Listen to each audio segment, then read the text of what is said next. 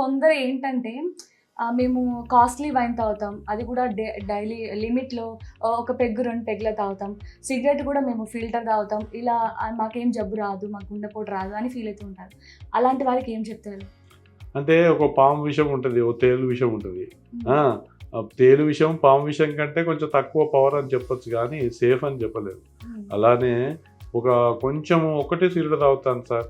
కొంచెమే ఆల్కహాల్ తీసుకుంటాను సార్ అంటాడు. 5 ఎంఎల్ మంచిదని 5 ఎంఎల్ పాము విషం తాగుతామా? తాగం హ్మ్. గదా! హ్మ్. సో, అది బ్యాడ్ ఈజ్ బ్యాడ్. నీకు ఆనందాని కోసం నువ్వు సపోర్ట్ చేసుకుంటూ తాగుతా అంటే తెలుసుకొని తాగు. అంతేగాని మంచిదనుకోని తాగకండి. హ్మ్. దయచేసి ప్రేక్షకులందరూ చెప్పదలుచుకుంది ఏంటంటే, ఆల్కహాల్ గుండెకి మంచిదనే నానుడి చాలా, చాలా పాపులర్‌గా ఉంది. లక్కీలీ టొబాకోకు, స్మోకింగ్‌కు లేదు. ఏ హ్మ్. స్టడీలో గూడా ఎవడు గూడా టొబాకో మంచిది, స్మోకింగ్ మంచిదని చెప్పరు హ్మ్. లక్కీగా. కాకపోతే ఫిల్టర్ సిగరెట్ అంటే ఆ ఫిల్టర్‌లో కొంచెం ఫిల్టర్ అయ్యి టొబాకో, స్మోకింగ్ లోపలికి పోతుంది గనక అది కొంచెం మంచిది అనుకుంటారు గానీ, అది గూడా మంచిది కాదు. హ్మ్. డేంజర్ ఈజ్ దాంట్లో గూడా ఉంది. అలాగే ఆల్కహాల్‌లో I want to put a full stop to this alcohol. నేను గాదు యాక్చువల్లీ.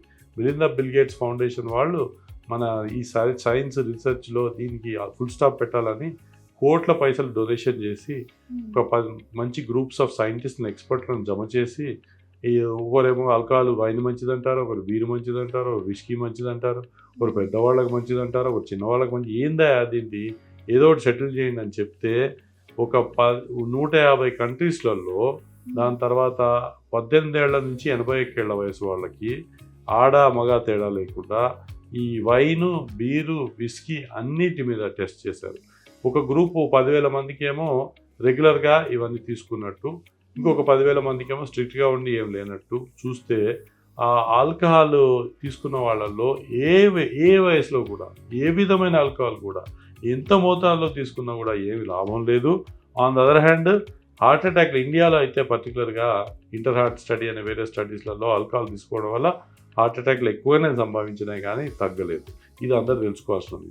ఇంకోటేంటంటే హెచ్‌డీఎల్ మంచి కొలెస్ట్రాల్ కొంచెం పెరుగుతుంది ఆల్కహాల్ వల్ల అనేది ఒక పాపులర్ నానుడి. హ్మ్. ఇప్పుడేంటంటే చెడు కొలెస్ట్రాల్ గూడా అబ్నార్మల్ అవుతుంది. ట్రైగ్లిజరైడ్స్ అనేవి ఇంకా చాలా అబ్నార్మల్ అవుతాయి. అవన్నీ ఏం పట్టించుకోకుండా ఇది ఒక చిన్న పాయింట్ హెచ్‌డీఎల్ పట్టుకొని హెచ్‌డీఎల్ మంచిదవుతుంది. అది గూడా ఈ మెడిటరేనియన్ కంట్రీస్‌లలో మనం వైను కొంచెమే క్వాంటిటీని హ్మ్. చాలా సేపు కూర్చొని మెల్లగా తాగడం వల్ల ఆ క్లైమేట్ వల్ల కొంచెం హెచ్‌డీఎల్ పెరిగిందని కొన్ని స్టడీస్‌లో ఉంది గానీ, ఇండియాలో మాత్రము ఏ అధ్యయనంలో గూడా ఆల్కహాల్ మంచిదని రాలేదు. హ్మ్. కానీ ఇక అట్లా అంటే అసలే డేంజరా అంటే స్మోకింగ్ అంత డేంజర్ కాదు. కానీ ఇది గూడా డేంజరే.